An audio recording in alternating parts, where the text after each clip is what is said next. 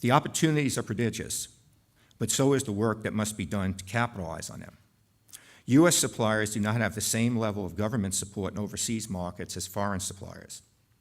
U.S. suppliers are competing against state-owned enterprises or with nations where the government owns a majority share in the private companies.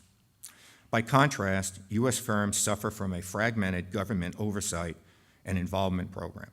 Potential customers must navigate a maze of agencies, so we need greater coordination and integration within the executive branch among the departments of state, energy, commerce, and the Export-Import Bank.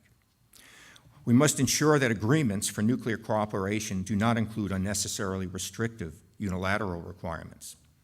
Overly restrictive policies will only close us out of potential markets, cost thousands of American jobs, and reduce our influence on nuclear nonproliferation policy. We must update the export control systems administered by the Department of Energy. The regulations are unnecessarily complex, restrictive, and cumbersome. Approvals that take a few weeks or months in other countries take a year or longer in the United States. Ultimately, a successful nuclear trade and export policy must be a partnership between the federal government and the industry. The U.S. government must recognize that industry can be an agent of U.S. nonproliferation policy and acknowledge that it has little or no influence over that policy if U.S. suppliers are denied access to other markets. Here are some examples of the hundreds of billions of dollars in business at stake. Notice that a number of the near-term opportunities are in Europe. Germany's decision to phase out nuclear energy and Italy's decision not to build nuclear power plants tend to dominate the headlines. But for every Germany and Italy, there was a Poland, a Czech Republic, a Finland, and a United Kingdom moving forward with nuclear energy development. Let me close now with a few words about politics, policy, and industry priorities for this year. We've been encouraged by the response to the Fukushima accident. We've seen a disciplined response from the Nuclear Regulatory Commission, and as I said earlier, we find ourselves in substantial agreement on what should be done. The political response has been measured and responsible, and as I pointed out, public opinion is recovering. The editorial pages have been largely reasonable about the safety of U.S. nuclear plants and bullish on the role of nuclear energy in our nation's energy portfolio. Mind you, NEI and our member companies worked hard with all these stakeholders, including the financial community, I should add, to maintain and rebuild confidence in our programs. But we have a lot of work ahead of us.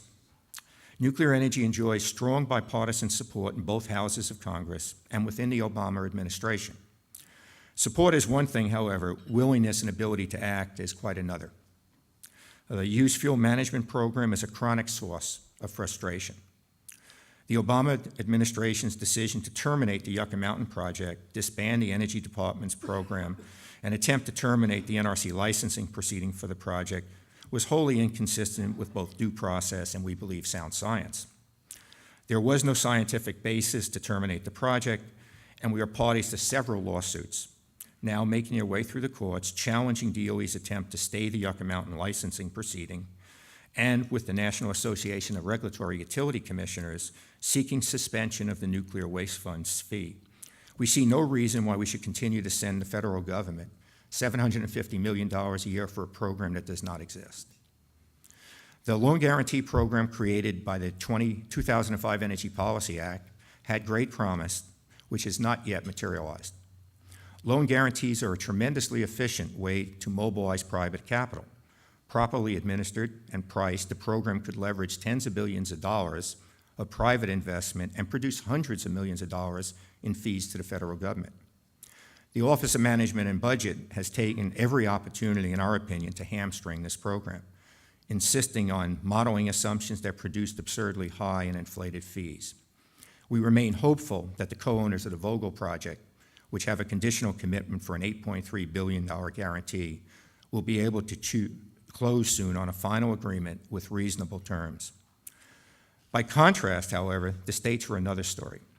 In the South and Southeast, state legislatures and regulatory commissions are prepared to provide the assurance of cost recovery necessary for capital-intensive projects. Several states in the Midwest may even follow their lead. Through the process of integrated resource planning, companies and regulatory commissions can evaluate resource options on a long-term basis analyzed project economics over a 40-year or 60-year time horizon, and internalized the real value of factors like fuel and technology diversity and forward price stability. This is a primary reason why the Vogtle and Summer projects are under construction in Georgia and South Carolina. We also find governors and state legislators across the country willing to weigh in on major issues. They mobilized in the hundreds to support the need for greater flexibility in EPA's proposed regulations governing cooling water intake structures. They have mobilized on behalf of used fuel initiatives, and they have mobilized on behalf of a more supportive nuclear export agenda, largely because they recognize the huge job potential. Although we don't support the decision to abandon Yucca Mountain project, we also recognize that there is more to a used fuel management program than a single long-term disposal facility. Even if the Yucca Mountain project had not been canceled, the repository would not have been opened until 2030 or later, given the time required for licensing, including the inevitable litigation, the design and construction of the facility. We have told you before that we must have a broad-based program that includes one or more centralized storage facilities, development of advanced fuel cycles that will allow us to recycle nuclear fuel and extract additional energy from it, and a new management structure. We are grateful that the President's Blue Ribbon Commission on America's Energy Future has basically endorsed the common sense approach in its report issued at the end of January. The Blue Ribbon Commission recommended creation of a quasi-federal corporation to manage the used fuel program. The Commission recommended that this new corporation be capitalized with the $24 billion already collected from customers and with the $750 million in ongoing annual collections. These two steps would help to insulate the program from the political uncertainties that have dogged the program for many years. The Commission also encouraged prompt development of consolidated storage facilities, longer-term R&D and advanced fuel cycle and recycling, and a consent-based approach to repository siting. We believe consolidated storage offers the most immediate benefit. Consolidated storage would allow the federal government to meet its statutory obligations to start moving used fuel from our sites. It would allow our companies to avoid additional investment in on-site storage. It would begin to eliminate the financial liability associated with the federal government's failure to move used fuel. Sites that have been decommissioned except for removal of the used fuel could be returned for public use.